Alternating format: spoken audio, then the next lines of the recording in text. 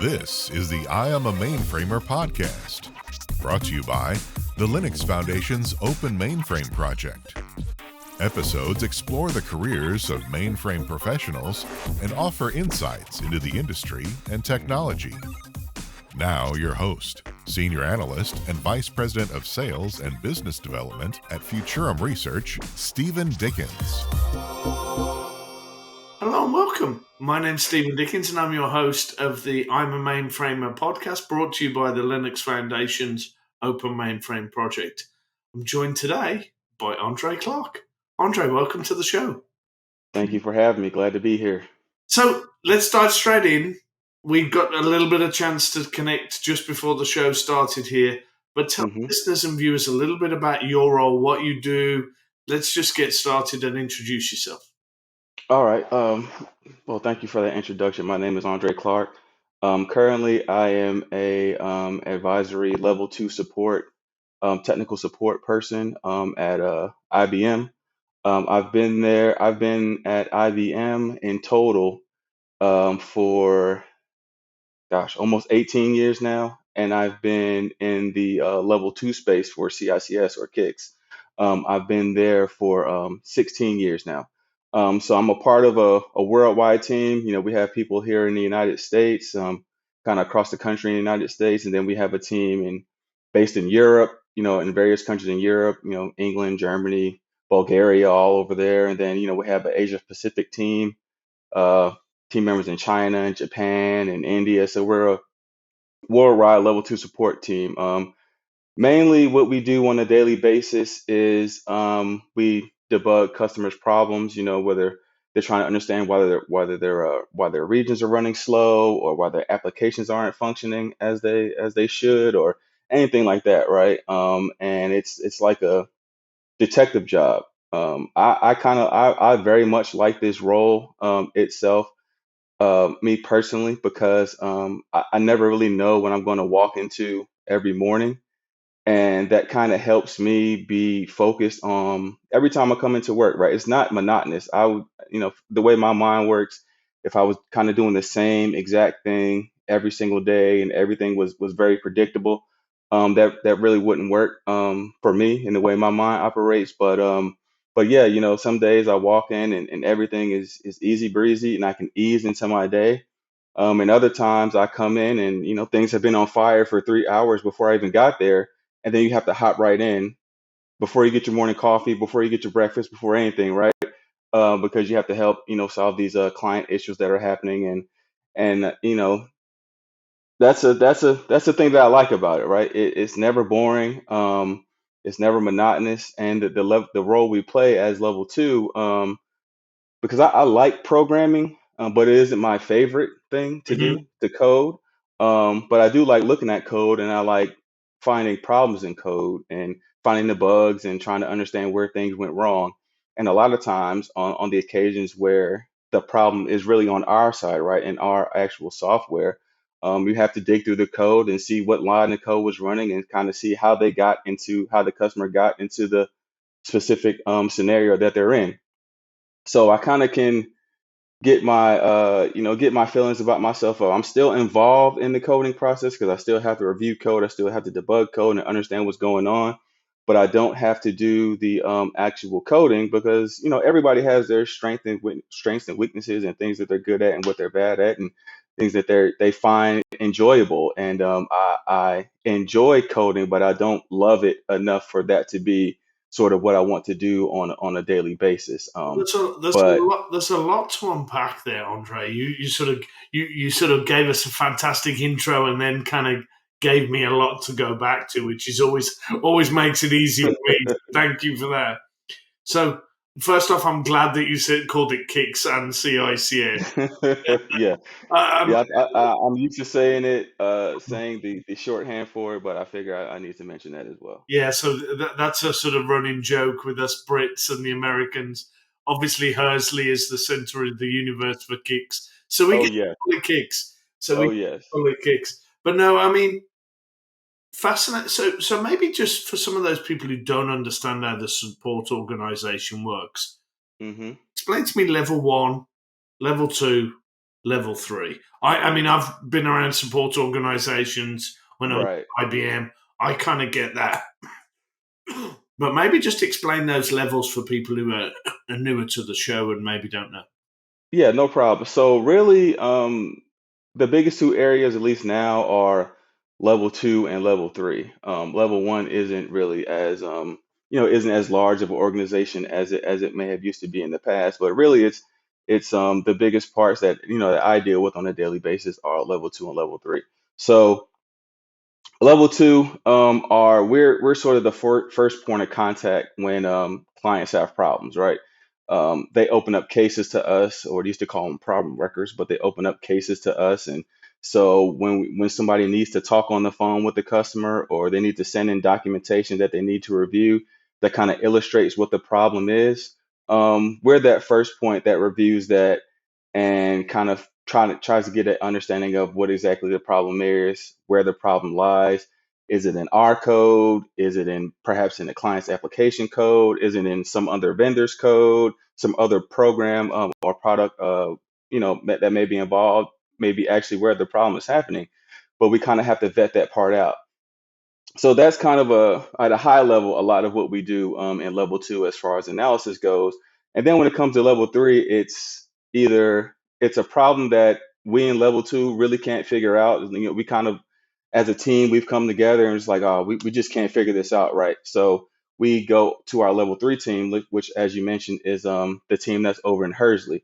And the Hersley team, they're the ones who do they code the APARs, they code the fixes. When we find bugs in the problem, they're the ones that actually go through the coding part to figure out, okay, well, how do we best address this and test out the fixes and all that kind of stuff. Because Hersley is where, that's where our level three team is. That's where our development teams are. That's where some of our testers are. So that whole side of the coin, a lot of that is over in Hersley, and that's a lot of what they handle, right? Sometimes it's a problem that maybe we can't figure out on our own, and then we kind of tag team with them because they have sort of deeper knowledge in specific areas of the product or specific modules or programs because they go through it a little bit more, so they might be able to help you parse out something that you may not have understood or may not have been to figure out on your own. Or on the occasions where, okay, we understand what the problem is, and it's in this piece of code, we turn that over to them, and then they're the ones that kind of go back through our analysis and then analyze things on their end, try to recreate the issue, and then try to code up a test fix and go about that whole part of the problem. So that's So kind of the biggest difference there. that's a fantastic explanation of sort of the level 1, level 2, level 3. Maybe let's pivot now. You mentioned in that introduction you've been at IBM 18 years, I think you said. Hmm. Maybe let's go back maybe 20 years, go back a while.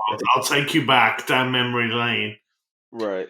First time you got on the mainframe, first exposure to the platform, and then maybe give me a little bit of that transition into what IBM, coming into the CICS team for the first time.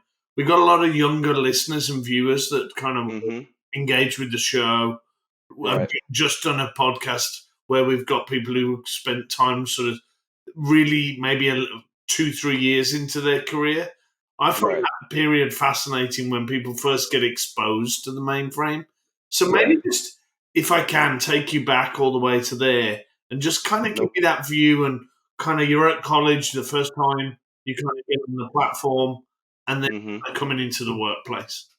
Yeah, no problem. So I kind of stumbled into it, to be honest. So I had a professor, sure you're familiar with Dr. Cameron Shea, right? I may So or may not have come across the legend that is Cameron saying ex before. exactly. So this had to be the fall of 2005. I was set to graduate that next May, and I was at North Carolina Central University in Durham, North Carolina. So they had this elective class that they offered every semester, but the specific topic of the elective would change. It wouldn't always be the same, every semester. So the next semester, even though I was set to graduate, Dr. Say convinced me he said, I have this elective coming up being taught by IBM. It's about the mainframe. I think you would do well at it. I think you would, you would flourish in that, and I think you should take advantage of it. But kind of at that point, I'm 6 months away from graduating. I'm like, I'm ready to get out of school and enter in the workforce. But he can be rather convincing. So I took his advice. I took the class, and also at the same time, I switched my major. Well, I was a computer and information systems major at North Carolina Central. But at that time, they also offered the same degree, but you would get a bachelor in science versus a bachelor in business administration. So but if you get the Bachelor in Science, you have to take extra classes. So what I did was I said, well, I didn't have anything guaranteed work-wise for me. I had some possibilities, but nothing was guaranteed. I was like, well, maybe I'll just take advantage of this opportunity, um, extend my graduation by another 6 months, take this class, and kind of build up some more skills and kind of see where that goes, and also take some additional classes just to make myself a better candidate, when the job opportunity did come. So I took the class. It was very much just an introduction to ZOS class. I had no idea about ZOS. Only time I heard about mainframes was on movies and things like that, when people talking about hacking the mainframe and all sorts of stuff. So I had really had no idea about what was going on. This is like I said, very base level introductory to ZOS. What is ZOS? How it operates, and things like that. So I took the class, and it was an elective, but I took it very serious, right? I wanted to do well in the class and learn, as much as I could about it. So I took the class, did well in the class, and then that summer, the people who taught the class, because they were actual IBMers, they actually had an opening for a co-op or intern in the organization, for that summer. So because I did so well in the class, I was one of the people that was chosen, well, was offered the opportunity to be able to take advantage of this internship in this co-op, just to get my foot in the door and kind of learn some real world experience about the corporate world and everything that's involved with that, right? Because I had ideas of what about what I wanted to do. Just because there's those titles that I've heard before, it's like, oh yeah, I want to do that, but you really don't know what you want to do until you get into it, and then you really realize this is what I want to do versus this is what I don't want to do. So, like I said, I took the class, did well in that, got the internship, did that for I started that in May of 2006. When like I said, when I originally would have been graduating. I did that from May 2006 until January of 2007. I was with that group, but after that co-op ended, sometimes they don't have openings for full-time positions. Um, but I was kind of already in the IBM ecosystem because of the internship. So I was able to parlay that into a full-time position, but it wasn't directly GOS or mainframe related. It was really dealing with AIX type stuff, and installing fixes and things like that, which was it was a good opportunity, but it wasn't really that challenging to me. Um, but I kind of took it for what it was worth, and I did the best that I could at that position. And then about a year after I started that position, um, they ended up getting rid of that division that I was in. So I think I had maybe three to 4 weeks, maybe it was 6 weeks. I think it was up to 6 weeks. They kind of let us know what was going to happen. They gave us a bit of a heads up, and at that point, I was, kind of almost a free agent, looking for different opportunities that were out there. And there were some, Java programming opportunities that were out there. But again, like I said before, programming wasn't really my biggest thing. If it came down to it, I would have done that, but that wouldn't have been my first choice. But kind of coincidentally, at the same time, the person who was my manager when I was a co-op, who was also one of the people who monitored the course when it was being taught at North Carolina Central, they actually had an opening in their group. If she was the manager of the CICS level 2 team at that point in time.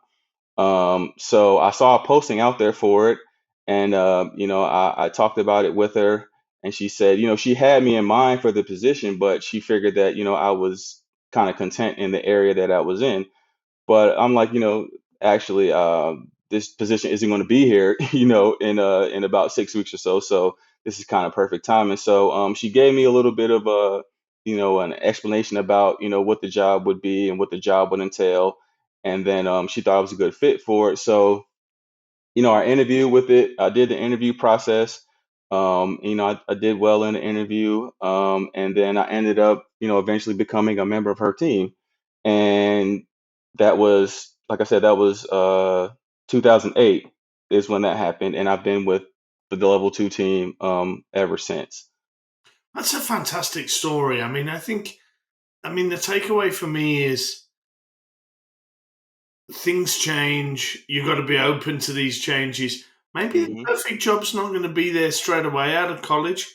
I speak to so many people who come on the show, and it's kind of like I stumbled into the workplace. I didn't know what my first job was. I kind of got Hmm. into a great organization in IBM, and then I figured it out, and things changed.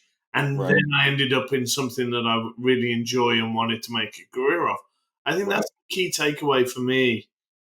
I mean, one of the questions I always ask on the show, and I'll ask them out of order because I think it kind of naturally attaches here. Maybe you got the chance to go back to your sort of 21, 22-year-old self. What Hmm. advice would you give? You've had a great career, you've spent your time at IBM. Maybe Right, it sounds like it wasn't the perfect start and there was a bit of few bumps in the road. What advice right. would you give to your younger self?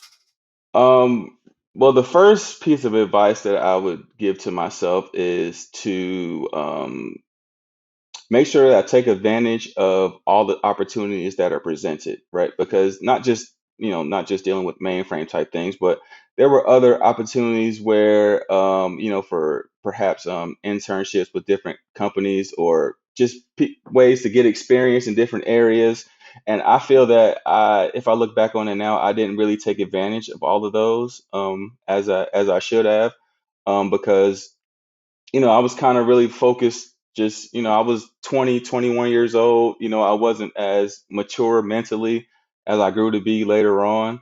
But I do know that there were definitely opportunities back then that, I think I should have taken advantage of them. And I could have ended up really on the same path and still ended up in the same group. That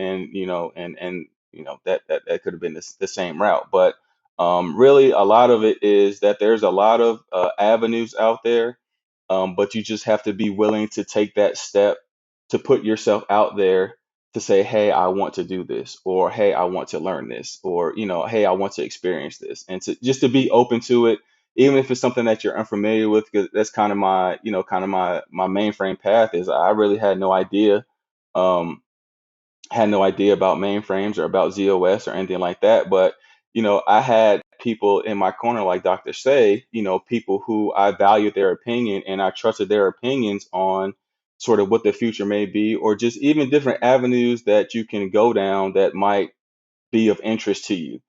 And at that point in time, it's there's no problem with trying something out. And if you don't like it, then you don't like it. Then you can kind of cross that off your list of, okay, I know this is what I don't want to do, so I don't really have to worry about that. But you could luck into something that you may have thought, oh, I don't really want to do this, but then you start to do it, and it's like, hey, I really kind of like this. This isn't what I thought it was going to be, because a lot of these different a lot of different roles and things like that, they come with certain stigmas about them, or you hear about how tough these positions can be, or whatever it may be, but you really don't know until you're in it because it's based off of other people's opinions. Um, and you're really not going to know unless you do it yourself, you try it yourself, and then you do it to the best of your abilities. And you try to max it out as much as you can. And if at the end you realize, hey, this isn't something I want to do, or this isn't the avenue that I want to go down, then cool. It's still valuable experience because it's something that you can use for yourself towards the future. But if you never take that opportunity, then you really don't know, right? And so that's really the thing. A lot of sort of the opportunities that I've had while I've been here at IBM is just being willing to volunteer for certain things, even if I don't really understand everything that it's about. Just take it as an opportunity to learn and to gain some new experience. And sometimes you find out that it's something that's viable. It's going to be kind of long standing, and you can keep it keep it as one of your side endeavors while you're working. Or like I said before, you find out it's something that you really don't want to do, but you definitely have to be willing and be open to try different things and just kind of see That's where they fall at the end of the day. Because everybody has this track, you want to be on this track, you have this idea about how everything is going to go, but it doesn't always go that way. So you have to be able to pivot when it doesn't go the way you think it's going to go, and just kind of roll with it that way. I think that's great advice. I mean, I've been doing this podcast now. What is it, 4 or 5 years? Had so many people on the show. And I ask this question of everybody because I'm always fascinated to get the answer. People, their careers go in lots of different ways. There's a real different path. The other question I always ask all the guests, and I'm really interested in your perspective from maybe a CICS frame of reference. Where do you see this platform 5 years from now? You get a crystal ball, you get the chance to kind of look ahead. You're not allowed to pick any stocks or make any bets on Yeah, football yeah. results or basketball results. You got to use this crystal ball just to answer this question, but you Yeah, get no to look insider ahead and trading. see where the platform's going to be. hmm What's your perspective? Where do you think we're going to be 5 years from now? It's definitely progressing Mm. at a rapid speed. Because so for instance, one of the projects that I was involved with um, at IBM is dealing with generative AI and Mm-hmm. chat bots and things like that. That's one of the projects that I was a part of a team of, and we just created a sort of an IBM support chat bot for clients when they come in, if they have questions, that they can direct questions to the chat bot and try to get their answers there prior to even having open the case, right? So kind of, because I know a lot of our clients, they want to be self-sufficient as much as possible, but sometimes they may not be able to easily get to where the answers are. So kind of that can be kind of a way to deliver some of that value back to them. And it's very much in the early stages. We just released, I think it was on the 20th was when the Kicks chatbot came out. But like I said, it's very new. It's going to be one of those works in progress. But Mm-hmm. 3 years ago, I wouldn't have really seen myself going down this artificial intelligence, machine learning route, because I wouldn't have put that and the mainframe together, right? They seem like kind of two divergent paths, but everything is all intermingling, at this point in time, because the lines between the Z environment or the mainframe environment and the cloud environment and all that kind of stuff, it's blurred now, more so now than at any point in the past. So that's really where I see it going. Not just dealing with the machine learning part, but Kix itself being able to take more advantage of sort of the cloud-like infrastructures that have been out there, that your Google clouds and your Azures and all that kind of stuff, that whole environment. Some of that was kind of foreign to the old green screen CICS 3270 screens and all that kind of stuff, that people are used to. But that's what people are involved in now, and those are the environments that people are more comfortable with, and of having their business and how all that runs. So being able to have container environments and learning about Kubernetes and all that kind of stuff, 'cause that's what I'm doing now, right? I'm learning about containerized environments and Kubernetes and things like that, things that I wasn't really as familiar with in the past, but that's what's going to be coming in the future. So trying to get a handle on that now is the best case for me, so that it's not foreign when we're kind of more all involved in that type of environment. So um, that's the big thing, right? I think there's going to be a more of a change to having products like CICS be able to operate more so in that cloud-like environment Exactly. versus just everything just being, green screen, 3270 screens and all that kind of stuff. Because that's where everything is going. That's where a lot of a lot of the young talent that's coming out now, that's kind of the areas that they're more familiar with. And with there being, a lot of people who are heavy mainframers, they're heading towards retirement. And you have to kind of skill up in anticipation of that. And you can't cram 30 years of experience into 6 weeks of education and expect for somebody to really be able to hit the ground running and be able to take over what somebody has been doing, for all these years. So being able to take advantage of things like that to make that transition easier for all our customers and clients out in the field, and even for people coming into the company that have to support our clients and the problems that they're having. Anything you can get, any way, anytime, excuse me, that you can get some things that they're more familiar with, kind of helps to ease that process, so at least they feel less discouraged in the beginning.